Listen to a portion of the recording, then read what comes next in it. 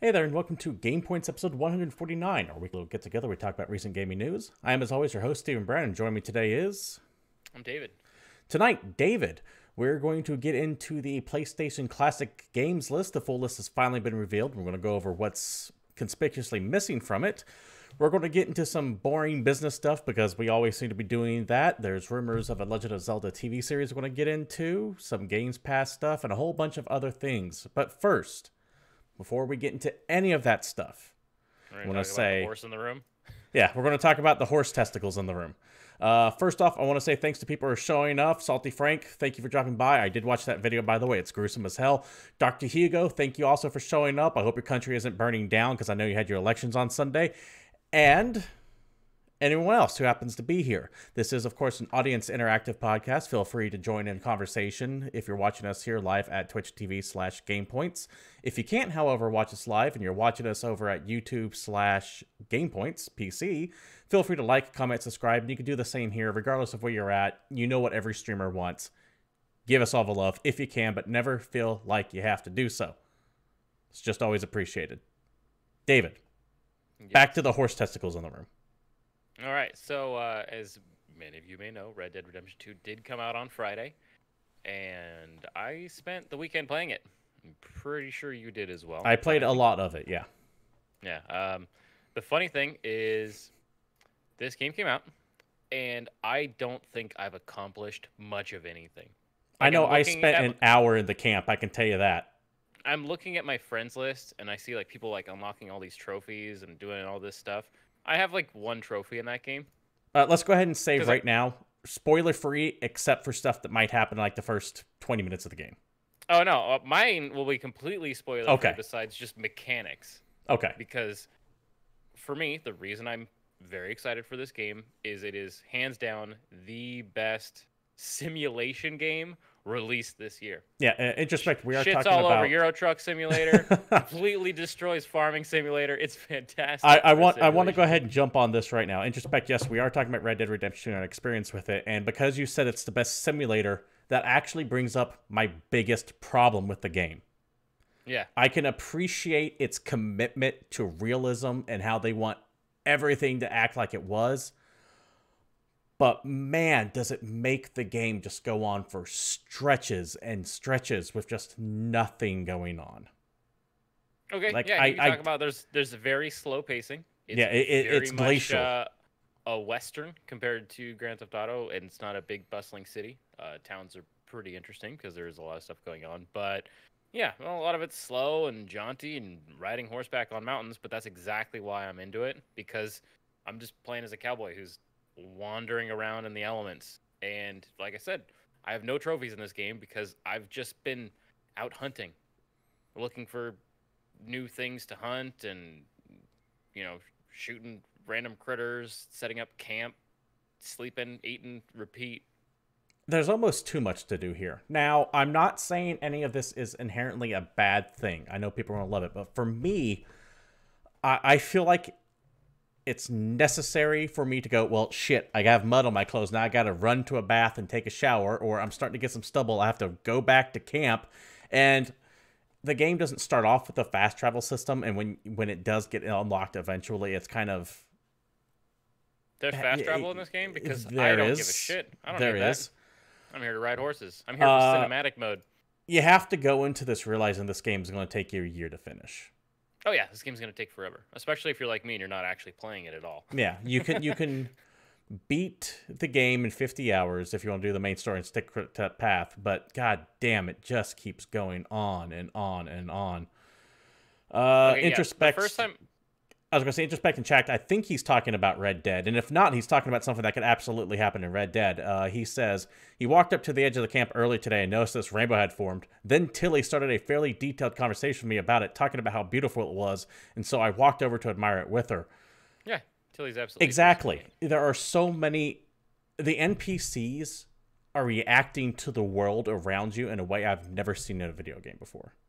Dude, the first time I walked outside in the snow and snow started falling on my coat in real time, or when I hunted a deer and I threw it on the back of my horse to take it back to my camp, and snow starts falling on the deer's corpse like in real time, it's ridiculous. I think my favorite moment is I was out just riding along the river, doing a bunch of hunting stuff, doing nothing again. And it got late. My character seemed pretty hungry, so I stopped and I set up camp and I cooked some food and I made the dude go to sleep because it was the middle of the night. Woke up in the morning, sitting on the river, and it was foggy and it was cold and I could like see the character's breath. Some of the best mixing with fog the I've ever seen in a fog, video game, by the way. I honestly don't know how I'm playing it on PS4 Pro, and I don't actually know how it's pushing this game out. Like, it just looks ridiculously good. I remember when I was... Thank you, Introspect, by the way. Thank you for the subscription of Twitch Prime. I always appreciate it. It truly is appreciated. But back to what I was saying. I remember when I was first rolling into Valentine, and there was a train crossing, and there's this guy running alongside the train, and he just hops in like the second to last car because he's clearly... what do you call that? Squatting? Train hopping? There's a term for it. I can't remember what the term for it is. But stealing. Yeah, he's essentially doing. It just happened randomly and naturally. I was like, "Is this scripted? Does this happen?" And sure enough, if you look at like 100 different videos, sometimes that happens. Sometimes something else happens. It's just the world is so alive in this game. I can't even begin to accurately describe it. And I just wish that it controlled better than it did. That's exactly where I was going to go. God damn, guys. You've had the same fucking control scheme since Grand Theft Auto 3, and it is still clunky and horrible. Now, this game makes it a little bit worse because there's so much shit you could do in the game. There's so much stuff. It's completely ridiculous, and a lot of it's contextual. And I had a pretty great interaction the other day where I was just running up the street so I could hop on my horse because I needed to get out of town because I wanted to go to the store and buy something. And instead of hopping on my horse, which was right there, I inadvertently tackled the fuck out of some random asshole that was too close to my horse and got into a fist fight, and then ended up with a $5 bounty on my head and had to run from the law.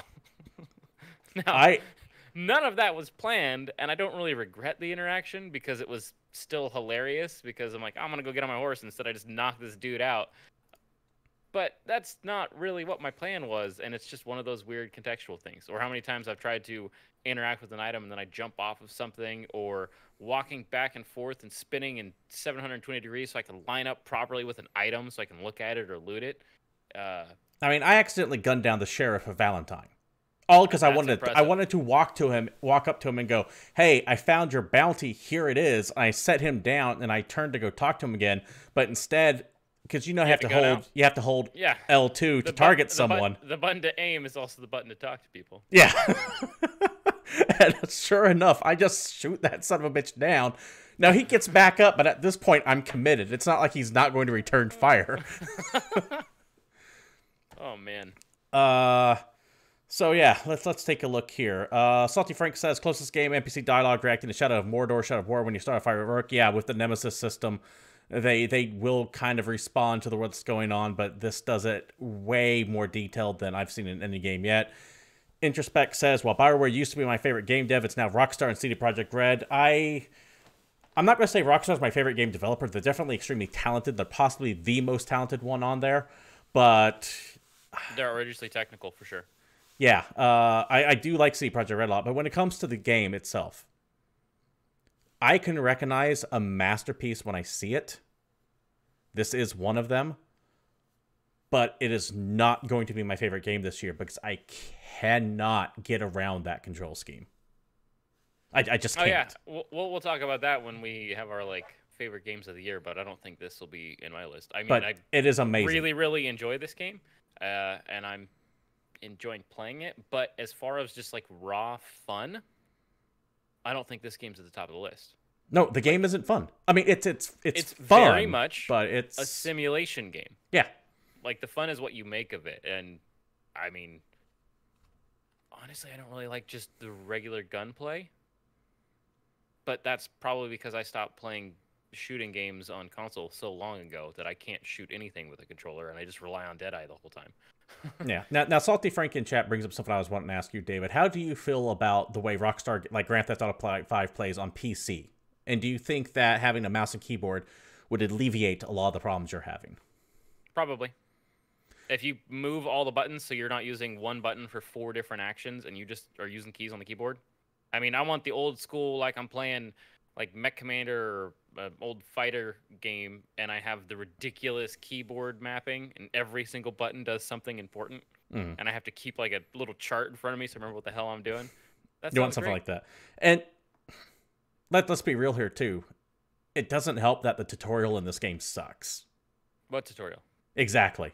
You'll occasionally see something pop in the upper left-hand corner that says, hey, you can do this real quick, but if you miss it, or if it does, because sometimes I don't even see it when it first pops up, and I catch it and I'm able to get halfway through it before it disappears, it's not like you can go read that tooltip again. It's gone. So you're screwed. But yeah. There's certain actions I had to figure out because I think the game told me how to do it, but I don't remember. Yeah, same here. And it's just, if you don't remember that information, it goes by. Now, for those in chat who are talking about PC, they did come, while there have been a lot of official things saying it's not going to PC, let's be real here. This game will come to PC. Absolutely. It's going to be at least a year, though. It's going to be at least a year because they know everyone's going to buy it now, and they're going to wait a year or 2 years, and then never buy it again when it comes on a PC. They're going to follow the Grand Theft Auto 5 structure for this. There's no reason not to. Made them some money. 100% say this is happening with absolute certainty? No. But come on. We know the trick long enough. We've seen it happen. That's also not to say that this game doesn't have a bunch of controversy around it either. We talked about last week with the crunch and all that, those issues going on. I personally feel some of the articles coming out are kind of politically motivated, but it is worth your time to take a look at Jason Schreier's big crunch expose over on Kotaku. There will be a link provided in the description down below. I will also link it in chat here so you all can go there. This guy went to town on his like crunch investigation or whatever you want to call it because he interviewed like 90 different people working for Rockstar currently or previous Rockstar employees, getting about just like the culture and figuring out what's going on. There's some interesting stuff in there, though. A lot of the people, depending on which like specific branch they're working out of, some of them are like, "Oh, it's not that bad. It seems pretty relaxed." Other people are like, "Yeah, we're working 60 to 80-hour weeks, and we have been since middle of 2017." Yeah, just period. And that's the weird thing about large companies is the story varies, not just branch to branch, but almost department to department. You could have two people working in the same building on a different floor, and their experiences are completely different. Right. My biggest takeaway from the thing is just reading about the fact that when like the housers are in the house, everyone's trying to work on Saturday and Sunday, even if they don't have anything to do, just on the off chance that the housers are there and see them, so that they'll look good for bonus time. Hey, I mean, we beat this topic to death last week. I don't want to. I don't want to get into another 20 minutes. We just wanted to bring it up because we did talk about it a lot last week, and his article came out like the day after we talked about it. So it's just I can feel those rant sectors of my brain starting to fire up. No, so I just want to put a clamp down on it right now. It's not worth it. We don't need to talk about it. But this amazing looking game that's outrageously detailed and has a whole lot of shit going on involved a fuck ton of people working their asses off for a really, really long time. Right. And it is an amazing game. It is not my game of the year so far. I might change my opinion on that 20, 30, 40 hours into it. But yeah, dude, let's see how the story goes. Yeah, I don't ever start that. Yeah, same here. I don't see myself coming even close to finishing it. That's just it. But I will try to get some more, at least another 10 to 20 hours in before the end of the year hits, so I can adequately talk about it when that game of the year time comes. And there you go. There's our mini review for Camping Simulator 2018. Yeah. I don't even want to call it a review, just our initial impressions of it. Feel free to let us know what you think of the game so far down in the comments below over at YouTube or in chat. I think we're kind of all in agreement for the most part, though. At least it seems that way. Anyways. Actually, quick shout out to Respect in chat. I really like this. I wonder if there's an address you can send thank you cards to for this game. You know, what I would do... good. What I would do if I were you, Introspect, is get on Twitter and start looking up anyone who was a dev on this game and sending them like a special message or like tagging them in that. Or you can go to either Take-Two, yeah, or I mean just call it a couple of random people and it might go from there. Or say, hey, everyone at Rockstar Dev, or I'm sure that's a handle or something like that. Or if you want, I'm sure if you go to their website itself, either Rockstar's website or Take-Two's website or even Red Dead's website, and they probably have something that says contact us, go to there. They might have an address you can mail things to or an email address you can send a thanks off to and say, hey, could you make sure this gets sent to everyone on the team? Those would be, if you wanted to do that, that would probably be the ways you wanted to go about doing that.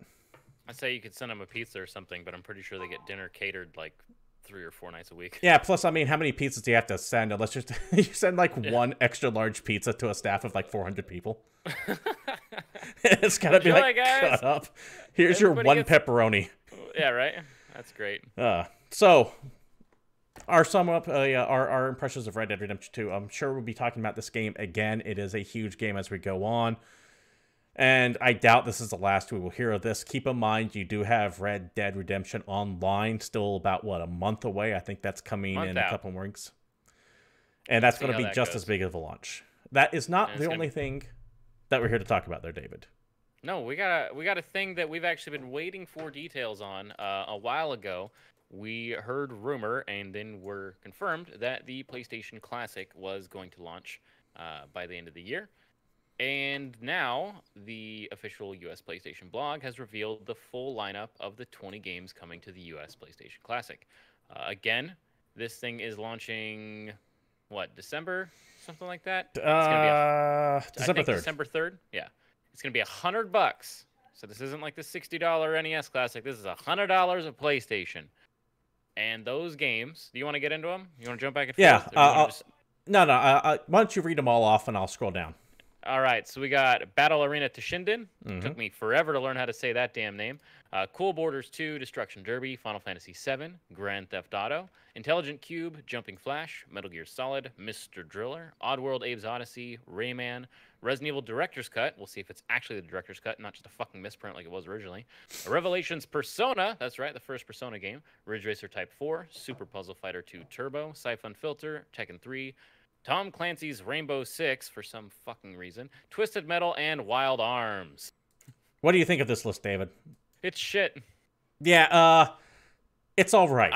I don't see it as shit. Some of these games are absolutely standout PlayStation 1 games. Yep. I will give that to you. Cool Borders 2, probably one of the better snowboarding games besides SSX Tricky. Let's be real. Final Fantasy 7, everyone's played. I don't have any reason to go back and play the old Grand Theft Auto. Metal Gear Solid is one of my favorite games of all time, but I own probably 16 copies of it in various places. We have Oddworld. The first one was pretty good. Resident Evil Director's Cut. The first Persona is like the standout, I think, of like interesting games that are picked. And like Ridge Racer and Tekken and Puzzle Fighter, I guess, are the things that I would be most excited for. I don't think I'd care about replaying the PS1 Rainbow Six. I really don't. Toshinden was an interesting game, but it was one of the early PlayStation launches, and I just don't have any particular love for that game. I don't know. The list is okay. There are games that I would definitely have wanted to see on it. It's meh. The list is meh. Yeah, you can go harder into RPGs. We don't have like a Suikoden game. We don't have Legend of Dragoon. We don't have all kinds of stuff. Oh, there are some bigger games than just that. There's no Symphony of the Night on here, but I can kind of see why not, because Konami just released Requiem. A lot of the games that are missing, you'll notice, are games that already have like remasters or re-releases either planned or have come out. That's why there's no Spyro. That's why there's no Crash Bandicoot. That's why there's no, like you're saying, the Symphony of the Night. But there's no Tomb Raider. There's no There's Parappa. also there's no fucking Gran Turismo. No Gran Turismo. I will say I'm surprised to see Persona and Intelligent Cube on there, but there's no Final Fantasy Tactics, no Warhawk. This is Sony first-party stuff. I mean, I expected things like, I know I keep saying this, but Colony Wars and or G-Police, both were Psygnosis games. No Xenogears, and there's stuff on here that why even bother? For example, Final Fantasy VII. Okay, you can't have a PlayStation history without mentioning that game, but name me one device that we can't play that on already. Dude, I can play it on my phone. Same with Resident Evil 7. Resident Evil Director's Cut. Period. Rather. Yeah. End of title. Same with Resident Evil Director's Cut. Name me one system that hasn't had that on there. Why bother with that? Why bother with Rainbow Six? I like Rainbow Six. The problem I have is that this list is decent for a PlayStation Classic, but I don't know what is going on with the hardware. But in no way, shape, or form could I ever justify $100 fucking for this thing. Are you kidding me? No. I get why. There are some picks that make perfect sense. There's like 5 games on here that I'd be, all right, that's cool. But Battle Arena Toshinden makes sense on there. Cool Borders 2 makes sense. The original Grand Theft Auto makes sense because that is kind of the game that kicked it all off. Jumping Flash makes sense because Jumping Flash, you might not remember, was a huge game at the time. Sony was trying to make that a big thing. Same with Mr. Driller. Twisted Metal, of course, you can't think of PlayStation without fucking that giant ice cream truck coming around. Siphon Filter, of course. Keep in mind that those guys... no, I take that back. Never mind. Never mind. But... yeah, there are just some glaring omissions on this list. Let's see what chat wants to say. Where's Bloody Roar? Where's Jet Moto? Well, we know where those are at. They're in the garbage where they belong. Where's Driver? That was a PlayStation 2 game. Oh, no, wait, it was PlayStation 1. Driver. Yeah, you're right. You're right. Stop. It was 2 discs. That game was fantastic because if you took a turn too sharp, the hubcaps on the car would fall off and roll down the road. That blew my fucking mind when I was younger. Aolok, welcome to the chat. Good to have you here. Let's see what they are asking for here while we're in the middle of it. Let's see. Dr. Hugo misses Gran Turismo. So do I. 10 Pin Alley from Introspect. Yeah, I remember 10 Pin Alley. I was not too big into it, but I do know that there was someone who I was friends with that was huge into it. Let's see. Salty Frank says, okay, this is interesting. He says that the reason this works better for Atari, Sega, Nintendo is that they have more iconic first-party games, and Sony has mascot game Crash, but Spyro, but they're also being remastered. So yeah, what he's essentially saying is the other classic systems that are out there have way more iconic games for it, but when you think of Sony's iconic games, they're all either A, being remastered, like we were mentioning already, or B, owned by another third party who might not have wanted to play ball, or who has released it over and over again. Is that why there's no like Wipeout and other things like no Chrono Cross? Yeah, you got to figure there's some licensing bullshit involved here too. So there's that. Yeah. Gran Turismo, the only reason I could see them not having that is because they don't have the licenses for the cars that were used or for the music or something. Probably. Yeah, there's all kinds of reasons why stuff might not be on here. Coco, thanks for showing up. And Olak, you know, I used to run text at the bottom of the screen, but he's really bad at switching it over. I was really bad at switching awful. it over because I have to host and run production of the video at the same time, so it was just too much for me to handle. So I did stop doing that. But it is a good idea if I ever had like a producer at one time.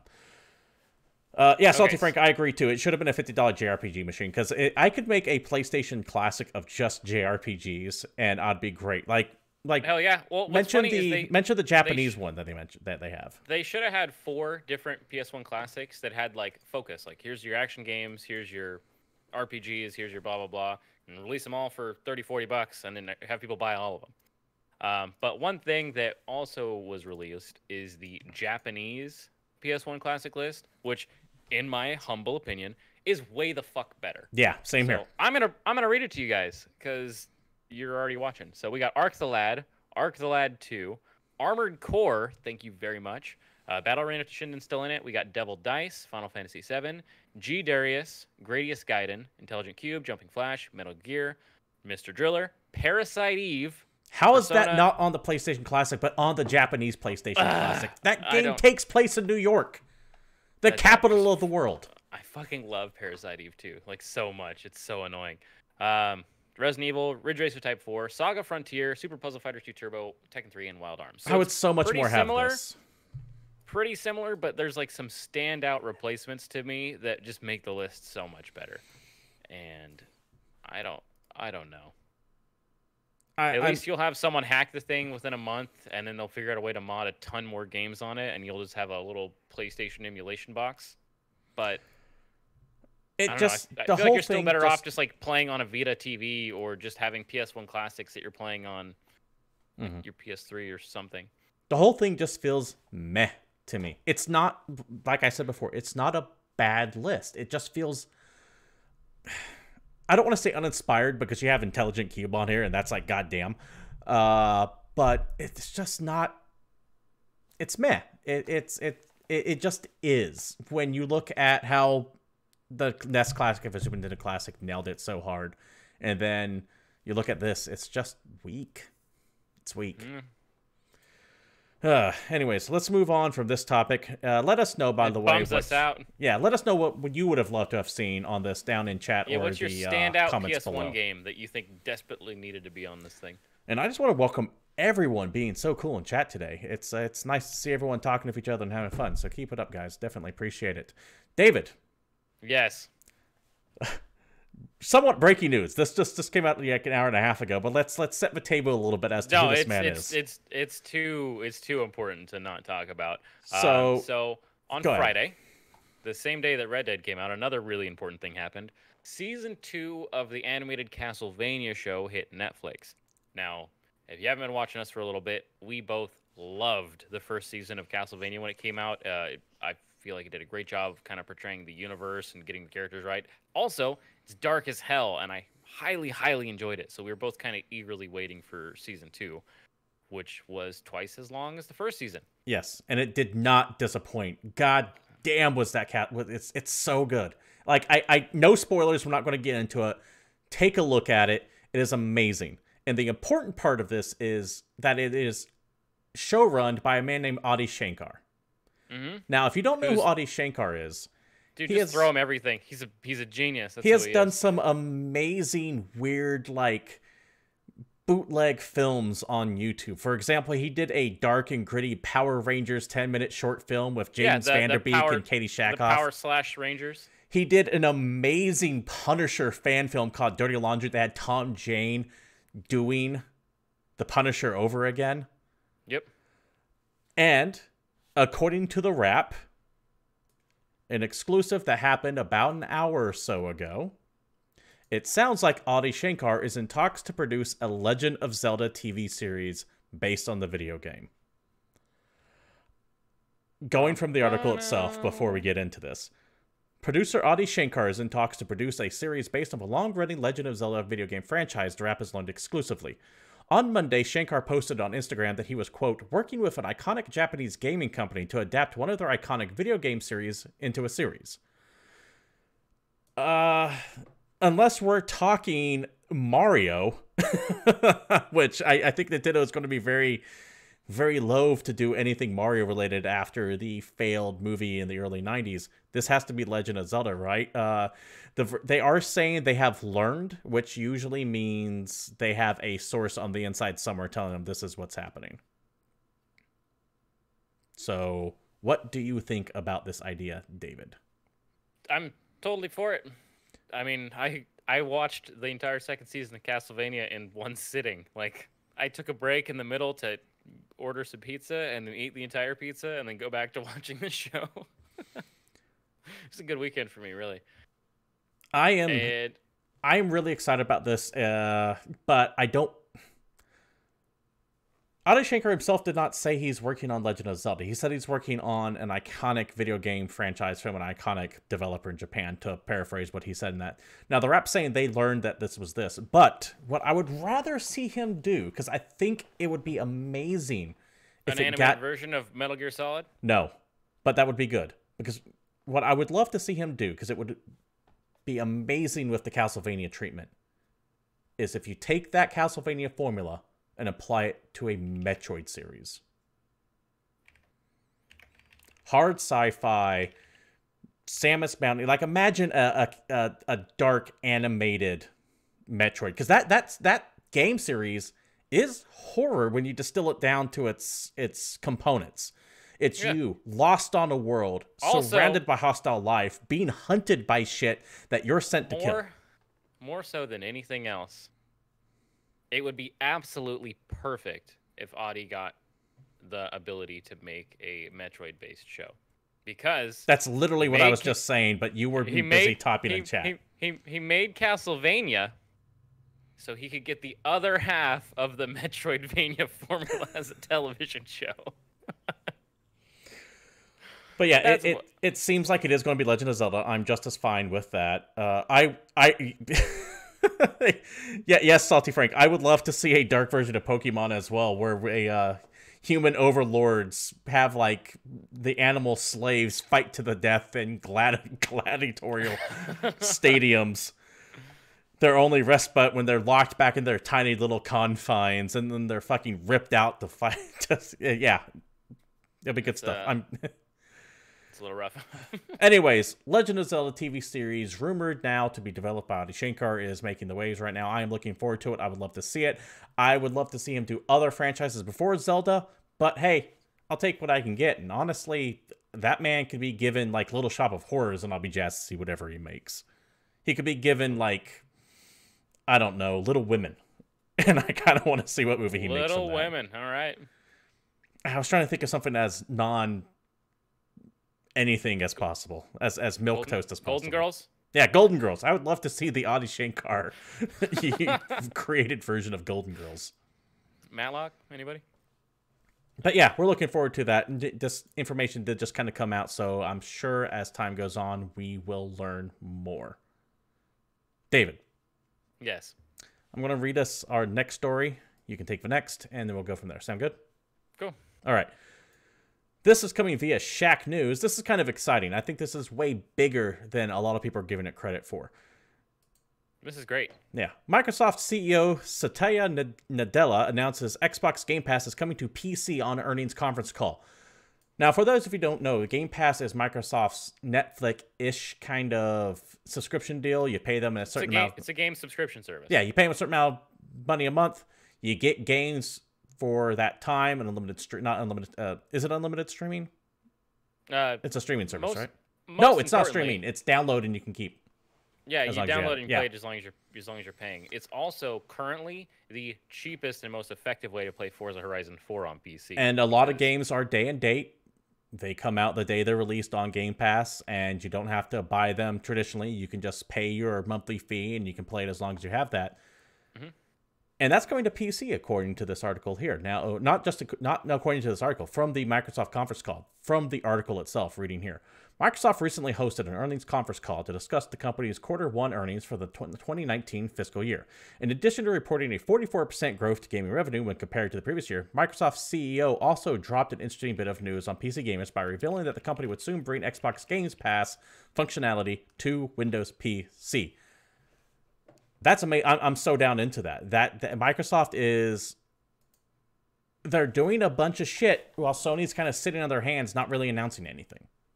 Yeah, they're really gearing up for the next generation, and the fact that if you have access to all the games in Game Pass, including third-party titles, you could pay $10 a month and play basically every damn new game that launches on your PC, which seems like a pretty Microsoft branded PC. It's important to say that because you're not going to be able to play like EA stuff unless they have a specific agreement. But this is the first step. This is when it comes down to leading the charge of that Netflix-style system that we all know is coming, but the question is who's going to get there first. Microsoft's at the forefront of that. Yeah.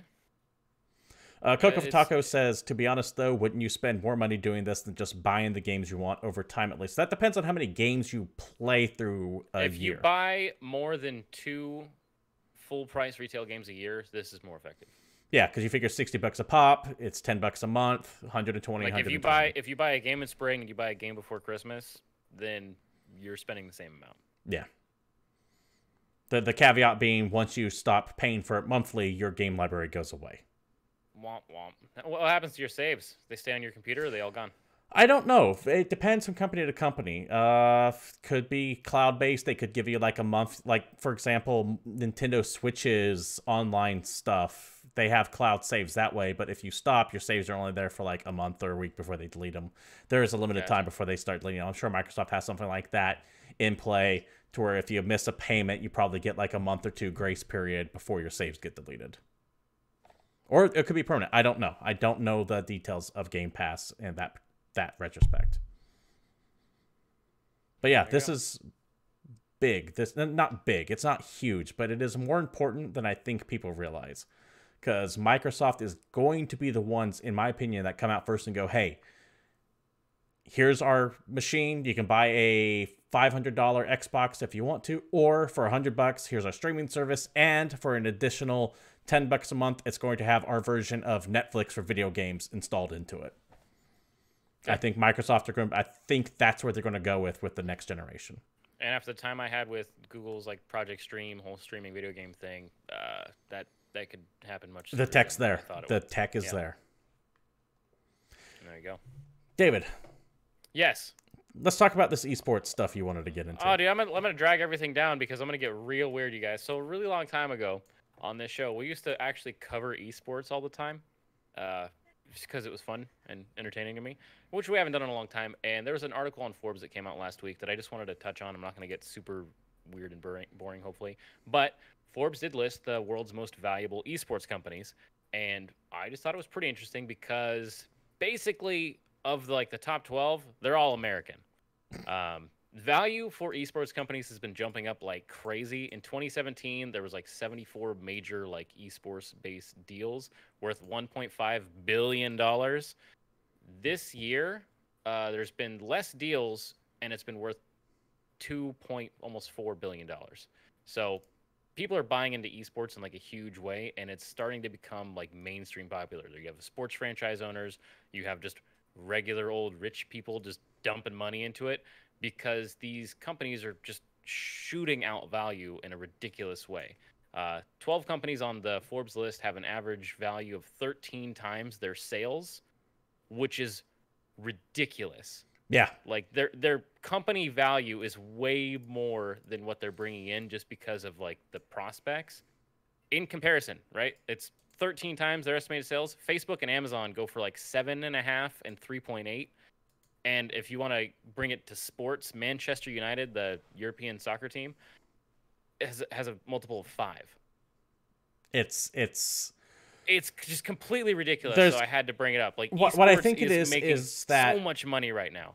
There's a lot of speculation behind all this is what it is. That's why it's selling for so high compared to what's actually valued at. And that's why people are I want to get on the ground floor of this, because you have a lot of people taking risks with a lot of money hoping this turns into the NBA or the NFL and not the XFL. Yep.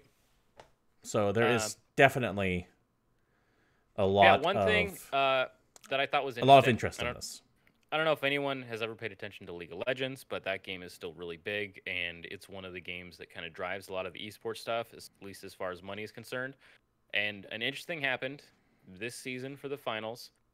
In a first since they were eligible for the World Tournament, not a single Korean team made it to the semi-final roster for League of Legends. Keeping in mind that every year that they've been eligible, they've not only made it, a Korean team has won the World Finals. I didn't know that. I didn't know that for the first time ever, Korean team didn't make it. Yeah. Every single year that they've been eligible, so since season 2 of League, a Korean team has not only made it to the finals, but they won the finals. I mean, as cynical as it sounds, that's what happens when you start having a lot of money get flowing into something. You're going to start having people coming out. That's why I wanted to talk about it, because all these USA franchises are getting so much money dumped into them that if there's a Korean player who's a complete hotshot and who's dominating, they just give them a phone call and say, hey, by the way, you're moving to America. You're on our team now.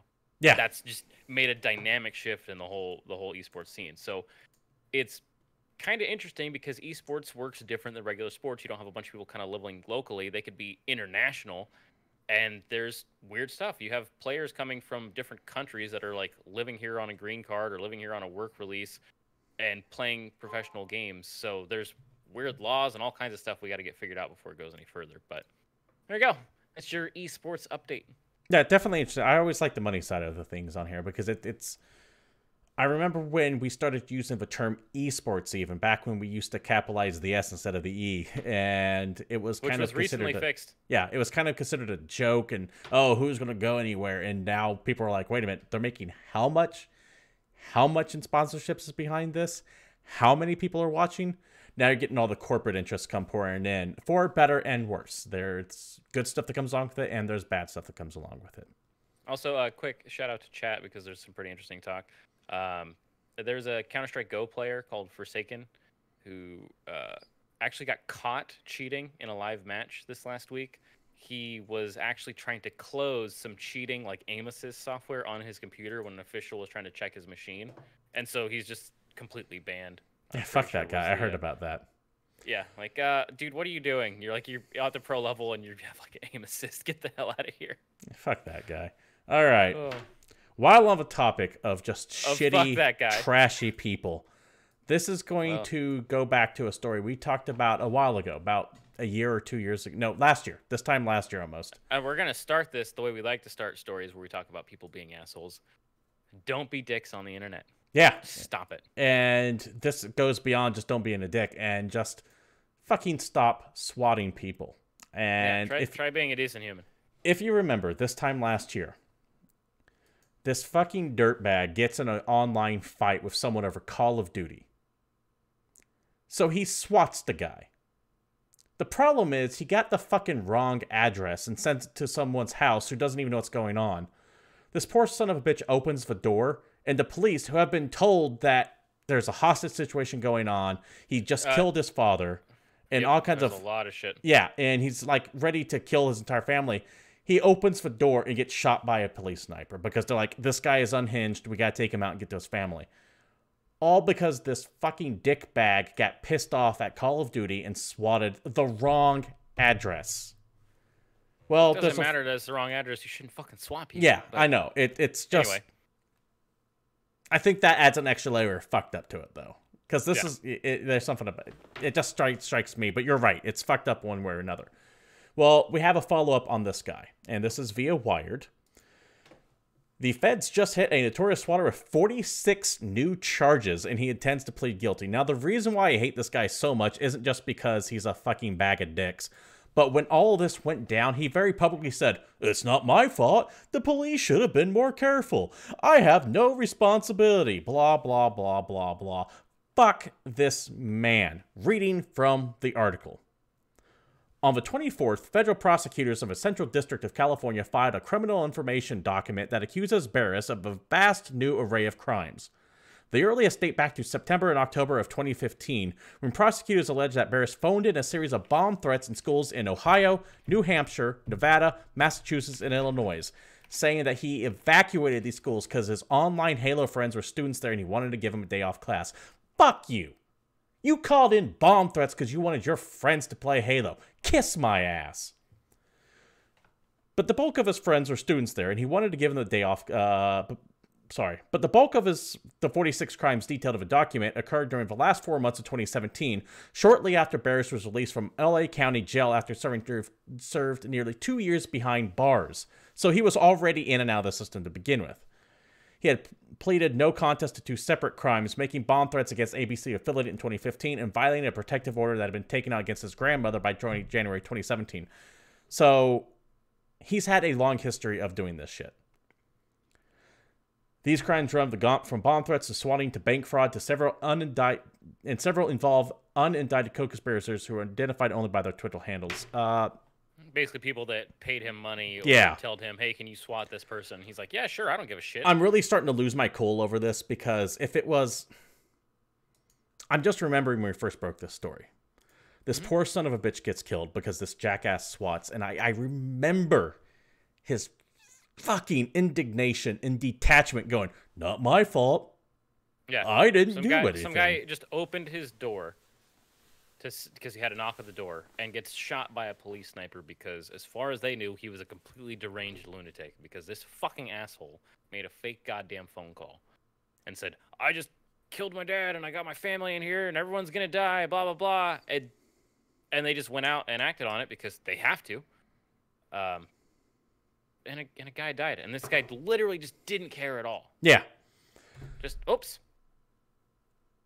I am so fucking ecstatic that it seems that he is going to be made an example of. That the prosecution has found 46 more charges to add on top of this guy. Also, keep in mind, in April, the Kansas governor signed into law the Andrew T. Finch Act. Andrew T. Finch is the guy who died. That was shot, which increased the maximum penalty for swatting to 41 years.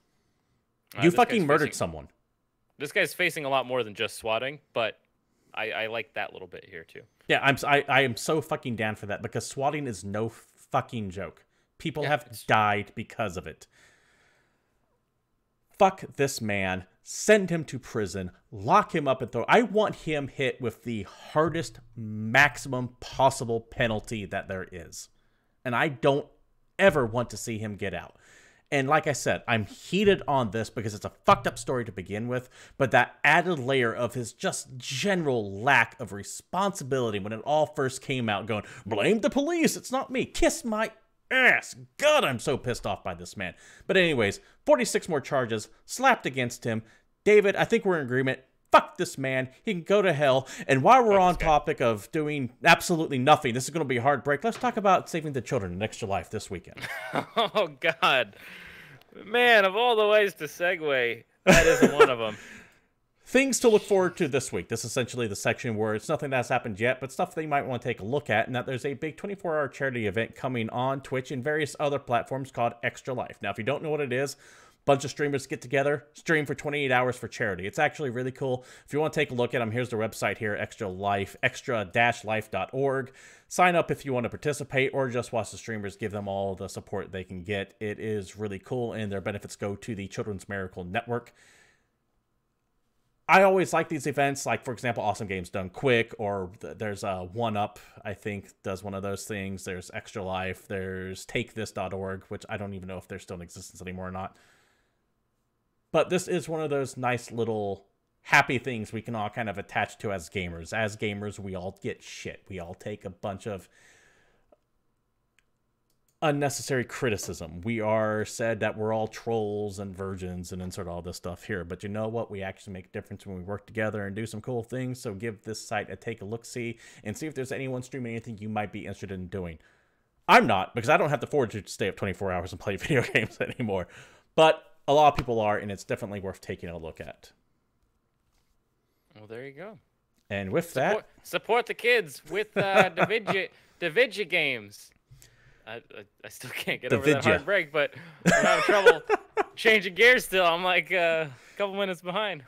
But yeah, this is a really cool program. And I like when the gaming community kind of bands together to help out people. It makes me think of like the Child's Play charity that Penny Arcades had for the longest time, because they do really well with raising money for like kids' toys and stuff like that. So I like this stuff. It's nice. With that, David, I believe that wraps up the news of this week. Yeah, mostly. So let's move on to new releases. I don't have anything cute to say to this one right here because I blew it all doing the hard break to the Extra Life. Sounds good. Okay. I'm still pissed off about the Swatter, by the way, and that's like where my brain's focused. I still want to be raging against it, but we have to push through and go on to other shit. We could just go on for a whole nother hour, just us like calling this guy various names. Yeah, fucking douche nozzle. Oh yeah, that's a good one. But yeah, there are still video games coming out, even though Red Dead came out last week, and all of this seems kind of unnecessary. Let's talk about it anyway. Couple things for PC this week. We have Corpse Party Book of Shadows. This was completely not on my radar at all. I don't think this is really a game for me. But Corpse Party is a horror adventure game developed by a company called Mages. And this one is a sequel, prequel, midquel, and alternate universe tale of the Corpse Party games, which are a linear horror monster adventure game with role-playing elements. It almost looks like someone... for me to say. Yeah. So I've played the first Corpse Party. So the original one was built with like RPG Maker for PC in like 2008, and was like a top-down, more RPG-style game. This one is a first-person dungeon crawl style game, so like Grimlock or something like that, and you're wandering through like a haunted school trying to find ways to escape, and you got to interact with the environment, and you go through puzzles, talk to characters, and you avoid these spooky ghost enemies. So I don't want to compare it to Legend of Grimlock because it might give you an impression that it is what it isn't. This is primarily, first and foremost, a visual novel. Yeah, I just meant from the pure, this is a first-person dungeon crawl where like you're looking at a static image, and then you move into the next room, and you're looking at a new static image, and then you move to the next room, and you're looking at a new...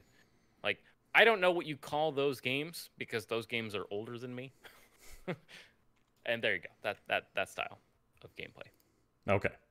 But yeah, this game is also kind of confusing because it's a almost remix of the original. I would highly recommend playing the other ones before getting into this one if you're interested in the story, because this will have spoilers to other games. Or you can ignore it completely and instead join me by playing Super Pixel Racers, which comes out for PS4 and Xbox One this week. This is a top-down pixel racing fun time.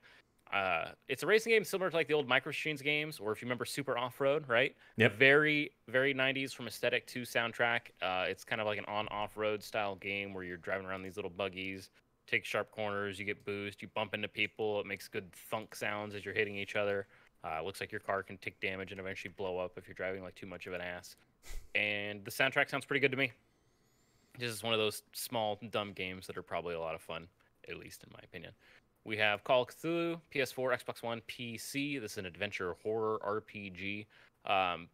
As far as I can tell, this game has kind of like middling reviews, and that you really need to be a fan of the source material to like it. So if the whole Lovecraftian thing doesn't do it for you, I doubt you'll get a lot from this game. But you spend most of your time in like an isolated environment looking for clues as you find the mystery of Hawkins' family. It's a family that had cults and weird creatures and some really, really shady medical practices going on. Entirely narrative based, from what I understand. The dialogue options and interacting with characters is kind of the standout. It's really detailed in the way you talk to people and the way they react to the stuff you've done. But again, it's more of a slow, story based, adventure-y horror game. So I have been given a code from this by the developer. I will be streaming this tomorrow for the Hallows Eve stream at 9 p.m. So if you want to come by and find out what this Call of Cthulhu the game is about, feel free to check in then. Check in, drop in. I kind of combined drop in and check in into one word. Either that's way, fine. And tomorrow, and Steve 9 will p.m. really be your go-to Lovecraftian enthusiast for this, so Yeah. it might be enjoyable. We also have Dream Daddy Dad Rector's Cut coming to PS4. Yes, that single hot dad dating sim game made by the Game Grumps crew that came out on PC a while ago is now on console, and it's got side quests and cut content and mini games. And that game seemed completely and utterly ridiculous when it came out, but people that like dating games and also normal people apparently really like it. I've never looked at it, so I don't. Yeah, really not know for me, what's but I going know on. it's big. Big. But yeah, some people like it. Another big thing, well, maybe one of the big things coming out this week is Kingdom Hearts: The Story So Far for PS4. This is the most necessary fucking Kingdom Hearts release of all time, considering that they're gonna make a third one at some point eventually, maybe. And it's But essentially everything so far they've done for together. $40, you get Kingdom Hearts HD 1.5 and 2.5 remix, Kingdom Hearts Final Mix, Kingdom Hearts Re Chain of Memories, Kingdom Hearts 358.5 Days HD Remastered, Kingdom Hearts 2 Final Mix, Kingdom Hearts Birth by Sleep Final Mix, Kingdom Hearts Recoded, Kingdom Hearts HD 2.8 Final Chapter Prologue, Kingdom Hearts Dream Drop Dissonance HG, Kingdom Hearts 0.2 Birth by Sleep A Fragmentary Passage, Fucking hate and their Kingdom naming. Hearts X Back Cover. Now, Square has no idea how to fucking name anything, but if you, for some reason, need to play every goddamn Kingdom Hearts game that's been released so far, here you go. It's $40. Probably a huge value. And I I'm hate still not going to look at it. Square's fucking naming to this franchise. It's horrible. So bad. Like, if I didn't read them to you in order, how the hell do you even know what order you're supposed to put these things in? You don't. You don't. You need like a flow chart to play these damn games. That said, $40 is an amazing deal for all that. Yeah, that's a lot of content. There you go. We have the Lego Harry Potter collection for Xbox One and Switch. This is a full collection of the Lego Harry Potter games. So this is the years 1 through 4 and 5 through 7 remastered. It's another Lego game. This is the one that's got Harry Potter in it. There you go. Mutant League Football Dynasty Edition for Xbox One and Switch. Mutant League Football came out a while ago. This is the monster football game. And this one has a dynasty mode where you can be the coach and GM of your favorite team and guide them to multiple championships. 2-player online, 4-player local multiplayer. You got 24 teams, all with ridiculous names like the Philadelphia Evil and the New Orleans Zombies. It's good names. Play modes, and there you go. You get your Mutant League Football on. We have Deathmark coming for PS4, PS Vita, and Switch. That's right, we get a Vita game this week, folks. It's another first-person spooky atmosphere-styled horror game. People get marked. Marks mean death. Your ass is marked. Good luck. Have fun. Also coming out, we have The Quiet Man for PS4 and PC. Now, I'm kind of intrigued by this one. Now, this is a game that we saw revealed during Sony's, I think, was it their E3 showcase from this year? It was like their pre-E3 showcase when they did that thing that spoiled everything. And we had no idea what the hell it was, and I wanted it to be a bouncer game because it looked like it involved fighting, but then it turns out it's something completely unrelated. It's a story-driven cinematic action experience that mixes live action, CG, and gameplay all together. So it kind of does the Quantum Break thing. Movie game. Now, the big takeaway, this game takes place in the entirety in a single night. It's built to be beaten in one sitting, and it's $14. It's nowhere near what I thought it was going to be when Yeah, I saw the same original here. trailer. So if you're just interested in like a narrative game, there you go. I don't expect like deep replayability or anything like that, but who knows? I could be totally wrong. And finally, the big one that's finally coming out is Diablo 3: The Eternal Collection for Switch. Something I think we were both pretty excited for. It's all of Diablo 3 on Switch, and it's out on Friday.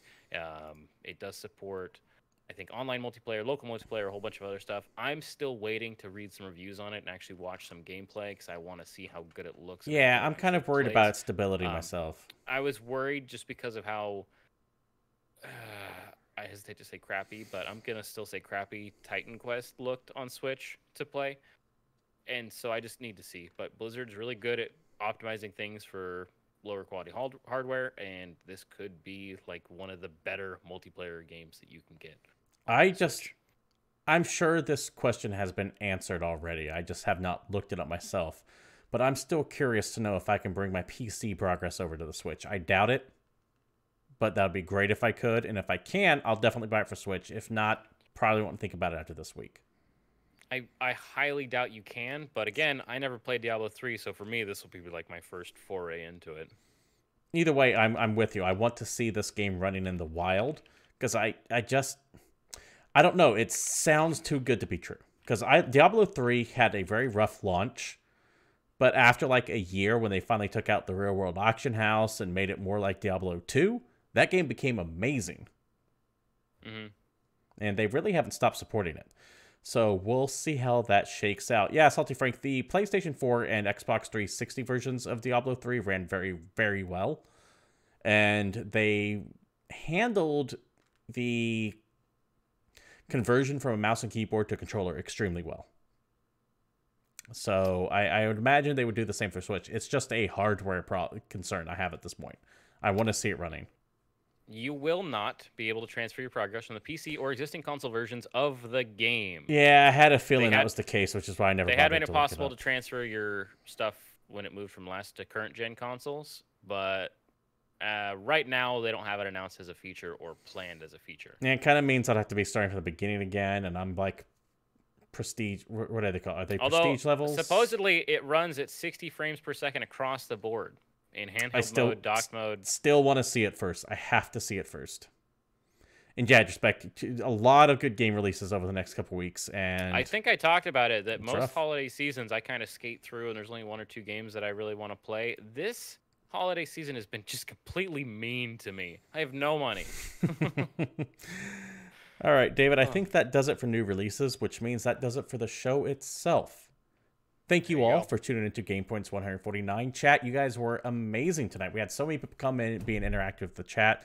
It's always great. And if you want to join the show, you can also join us every Monday at 8 p.m. Pacific Standard Time here at Twitch TV/GamePoints. However, if you can't, life gets in the way, totally understandable. You can always watch old shows over at youtube.com/GamePointsPC. Regardless of where you watch at, we appreciate any likes, subscribes, bits, comments, likes, downlikes, disvotes, unvotes, all that good stuff. You know what streamers like. He's so good at this. I'm so gracious. I'm so graceful at closing things out.